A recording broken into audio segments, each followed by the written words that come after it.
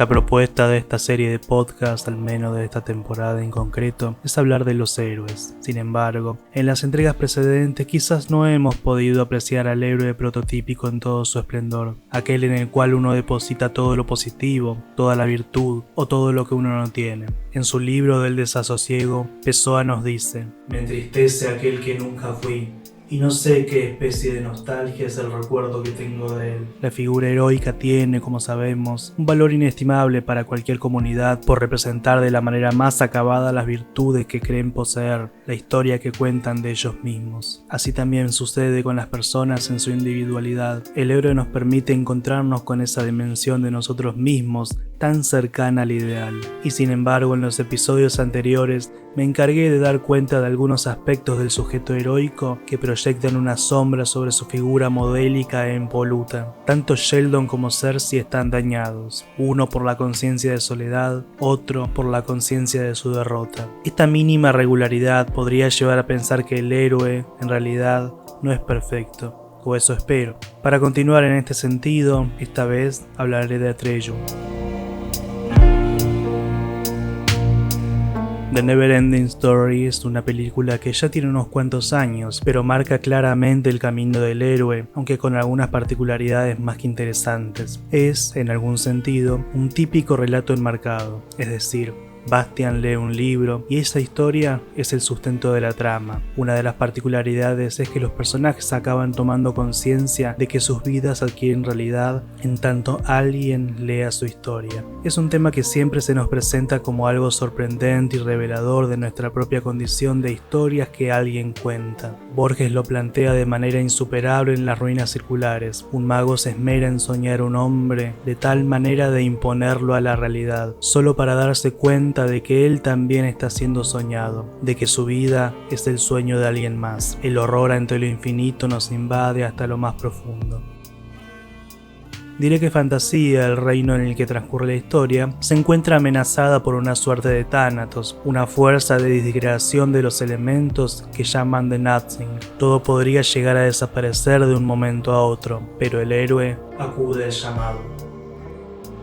Atreyu se nos presenta como un héroe infantil cuya fama ha trascendido los límites de su pequeña comunidad en virtud del problema que aqueja al reino. Es así como se le encomienda encontrar la cura para la emperatriz y así acabar con The Nothing. Pero claro, nuestro héroe no sabrá qué está buscando, ni dónde hallarlo. Atreyu deberá cruzar el umbral, debe salir de los límites del cosmos protector de su comunidad para adentrarse en un caos sin forma ni centro para enfrentar los peligros. Nuestro héroe se expone a la desintegración de su persona, adentrándose en lo inexplorado. Al respecto, Joseph Campbell nos dice: "El horizonte familiar de la vida se ha sobrepasado. Los viejos conceptos, ideales y patrones emocionales dejan de ser útiles. Ha llegado el momento de pasar un umbral.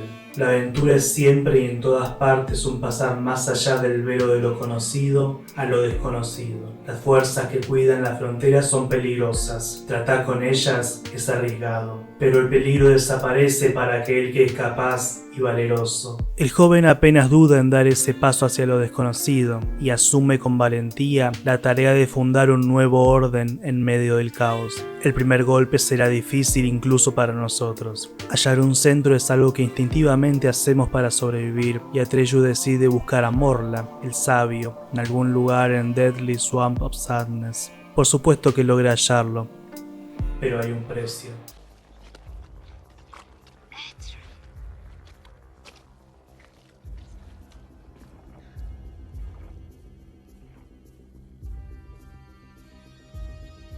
Come on, Artax.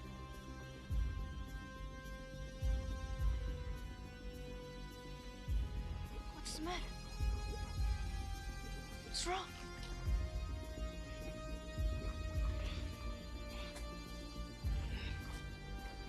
Come on, boy.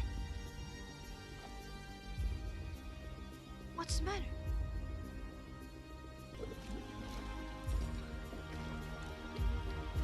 Artax! You're sinking! Come on! Turn around! You have to now! Come on! Artax! Fight against the sadness, Artax! Artax, please. You're letting the sadness of the swamp things get to you. You have to try. You have to care. For me. You're my friend. I love you. Artax! Stupid horse! You gotta move or you'll die! Move, please! I won't give up! Don't quit! Artax! Please!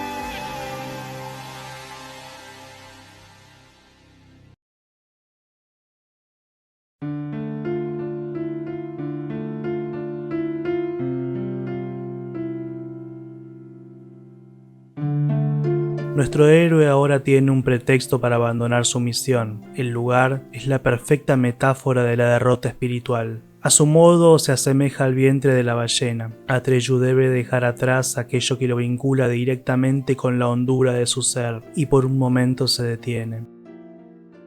Esa detención es un instante fundamental en el viaje heroico, que se halla a igual distancia del cielo y del infierno. Pero al igual que Héctor en la Ilíada, nuestro Atreyu es un héroe comunitario y sigue adelante en soledad por el bien de todos. Un poco más adelante en la historia comienzan las pruebas a superar. La primera de ellas lo enfrentará a un aspecto esencial de su ser heroico, el miedo. Atreyu debe cruzar una suerte de portal custodiado por 2 esfinges capaces de escrutar el corazón de nuestro héroe y cerrar el paso ante la más mínima pizca de temor. Y esto es justamente lo que le pasa a nuestro héroe. Las esfinges hacen que tome conciencia de su miedo, lo cual amenaza con llevarlo a la muerte. Y sin embargo, quiebra la parálisis con acción.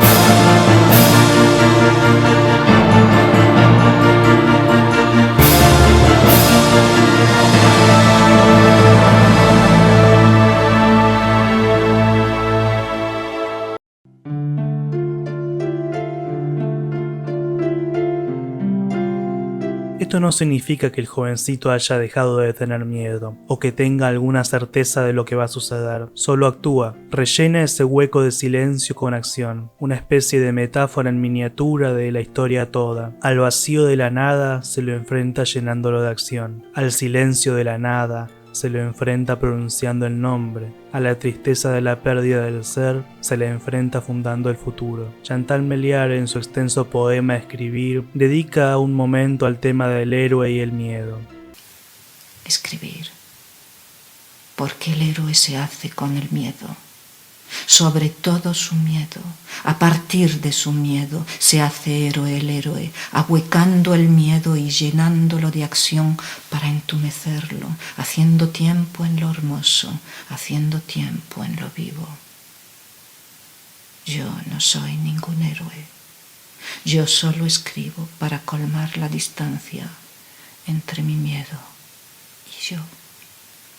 Enseguida se nos anuncia un obstáculo sustancialmente peor. Se trata de un espejo que le devolverá una imagen de su verdadero ser, tal como lo explica uno de sus personajes. Allí hasta los valientes se descubren cobardes y huyen de su propio reflejo, gritando. Esto nos da a pensar en la posibilidad de estar viviendo una existencia meramente carnavalesca, como bien enuncia Serrat en su canción. Por una noche se olvidó que cada uno es cada cual. Un tiempo festivo de máscaras e imposturas que en gran medida hemos de adoptar como nuestra realidad más pura y verdadera. Otra vez, la historia que contamos de nosotros mismos, la máscara de héroe sin miedo con la que salimos al mundo, un relato épico que solo acaba cuando el héroe se mira al espejo. Y sin embargo, al ver su reflejo, ocurre algo asombroso.